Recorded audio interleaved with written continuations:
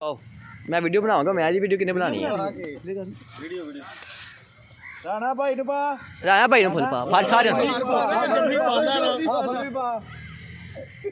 राणा सारे नु फड़ के एक बार तीना भाइयों नु इधर भी पा, एस भाई नु भी पा, इधर हाफल ना प्यार हो गया। इधर आ भाई नु भी पा, इधर हाफल यार नु भाई नु पा राणा समझ ले हाफल मैं तेन पाना राणा नु पाओ जेकर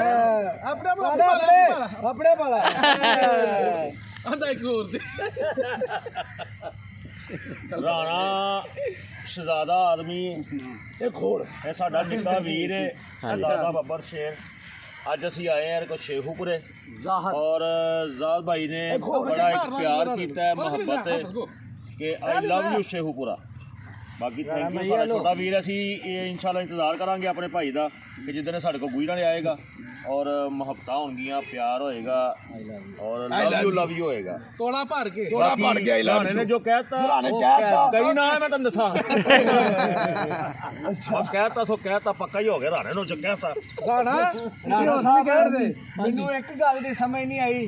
ਇਹਨਾਂ ਤਿੰਨਾਂ ਨੂੰ ਤੁਸੀਂ ਇੱਕ ਘਰ ਪਾਇਆ, ਮੈਨੂੰ ਚਾਰ ਕਿਉਂ ਪਾਏ ਨੇ? ਮੇਰਾ ਭਰਾ ਲੱਗਦਾ ਦੁਸ਼ਮਣ ਨੇ ਠੰਡ ਵੀ ਬੜੀ ਹੈ ਨਾ ਸੋਹਣਿਆ। ਥੋੜਾ ਪਿੱਛੇ ਹੀ राणा ਹਾਂਜੀ ਇਹਨੂੰ ਤੂੰ ਬਾਰ-ਬਾਰ ਪਾਇਆ ਹੈ ਭਰਾ ਲੱਗਦਾ ਹੀ ਫੁੱਲ ਮੇਰਾ ਭਰਾ ਲੱਗਦਾ। ਕਾਦੇ ਲਈ? ਹਾਂ ਜਿਗਰ ਬਾਰ ਫੁੱਲ ਕੋ ਪਾਇਆ ਮੇਰਾ ਭਰਾ ਲੱਗਦਾ।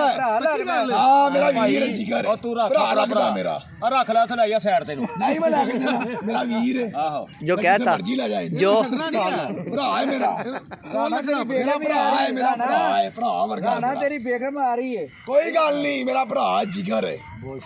ਬਾਕੀ ਲਵ ਯੂ ਜਨਾਬ। ਆਈ ਲਵ ਯੂ। ਇਹ ਕੀ ਕਹਿਆ ਤਾਈ?